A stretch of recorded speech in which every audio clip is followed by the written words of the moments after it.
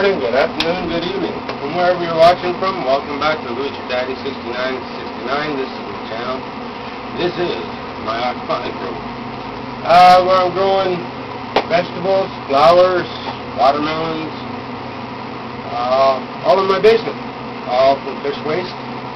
No soil, no chemicals, no additives, no preservatives. Okay, just giving you a little update. I had a couple questions on my system. Obviously somebody's been following, which is great. Thank you. He asked why I changed from media and went to a complete raft system. Well, I found that it's easier to work with the raft system, in my opinion anyways. I just like the raft system. It seems to be a lot easier.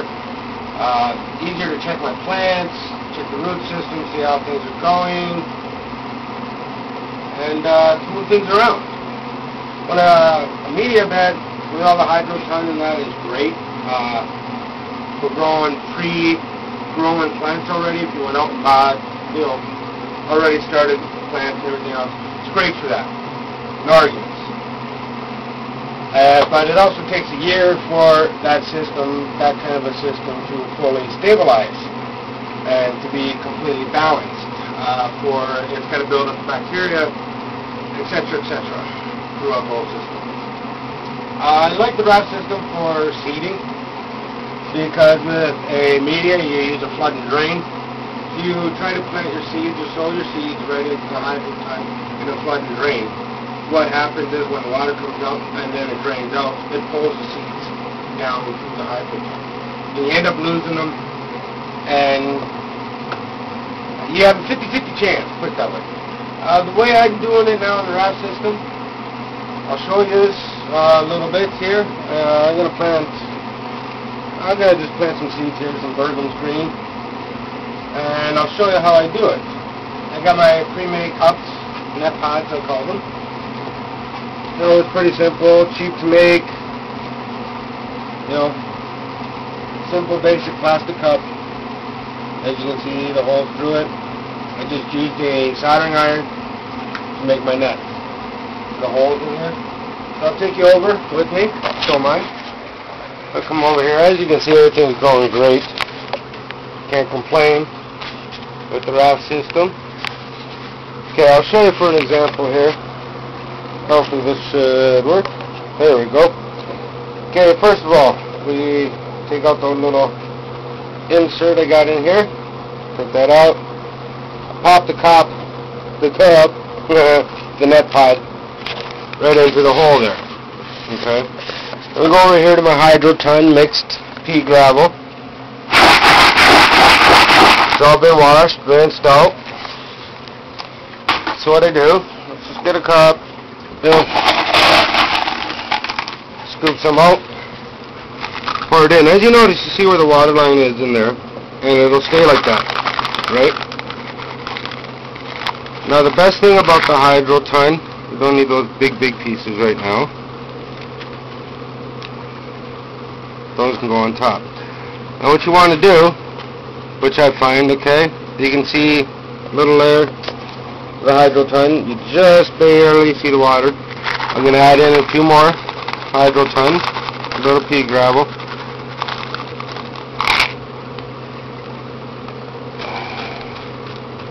Just like that. Okay? So the idea, we're going to add a few more little pieces in there. And get the little hydroton. As you see, it comes in different sizes. And just to fill in a little bit here around. Okay. Now it's just above the water line, the hydroton in that. And now what I'm going to do, I take my seeds, I'll put it there. I get the seeds, and we're just going to sprinkle a couple seeds right over top of the hydroton.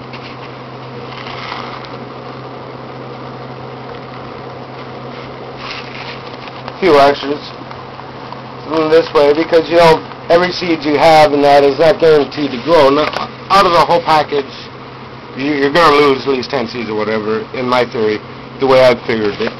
So as you see, seeds are just sitting right on top of the hydroton. And then now what I do is just cover it again with some more hydroton. You just cover it up, just like that.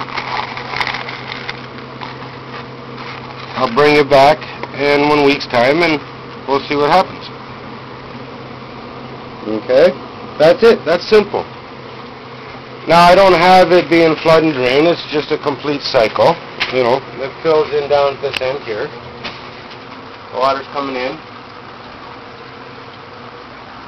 and through that pipe. Fills the bed, of course. The bed's full. And then it comes down to this end and just drains. There's aerators through here and everything else. Provides more oxygen into the water for the root systems. It breaks up the heavy fish waste. And there's also 2 inches of hydroton and pea gravel underneath. Okay? So that's how I do the seeds.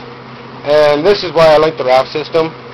And as far as, like I said, you know, chicken plants, if I want to move them around because you got a little big in one area, or separate, you know, the ones that grow faster than the other ones, then it's easy to move, you know. You just shoot, slide it, move it, that's it. You know, put it into whatever hole you want. You know, or, you know, some of them I got sections here, you know. See that? That is gorgeous. So, obviously, sometimes my fillers don't stay in. And then you just pop it back in. How easy can that be, you know? So easy. Anybody can do it, really. So, that's why I've gone to the raft system. I'm finding that because Murray Hellman, the first gentleman that I got all this idea from, he originates from Australia. If you Google him, you'll find him under Aquaponics. He has total media beds, but I went with the raft system because of the size of my room I went, and I figured I can get more gallons because more water you have, more sustainable your system can be. So that's why I went to the raft system. So far, proof is in the pudding, and I can't complain. To be totally honest, it's been 2 months and 2 weeks that I've been running the complete raft system throughout the whole thing.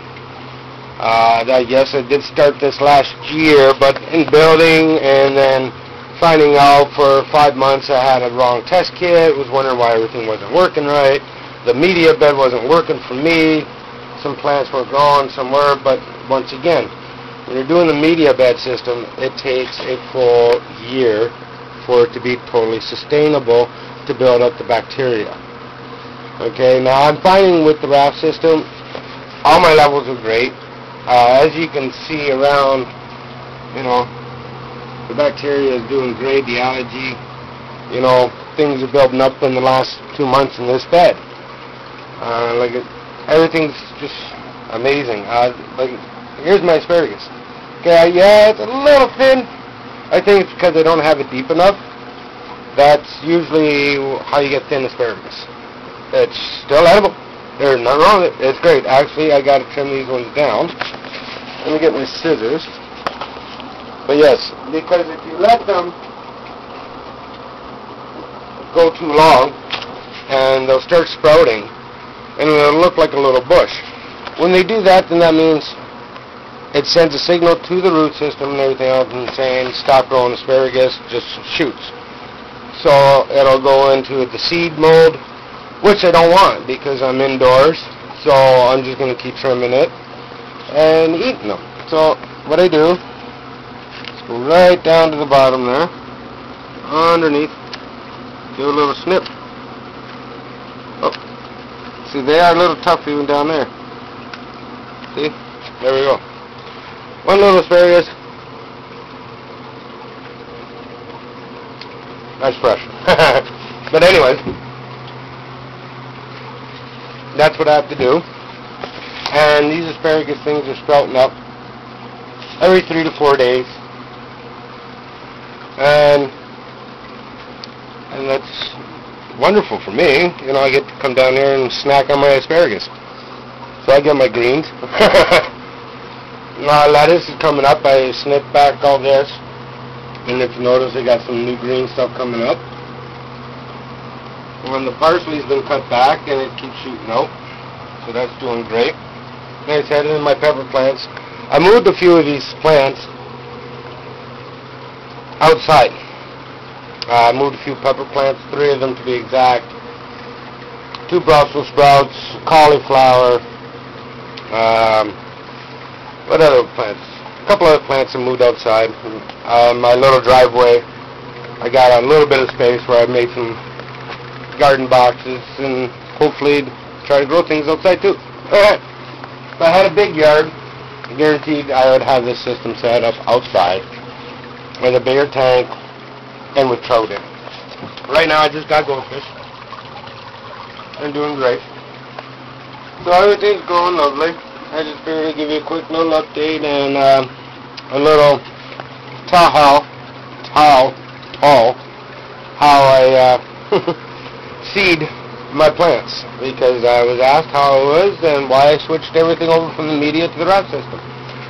This is what I find for me to work.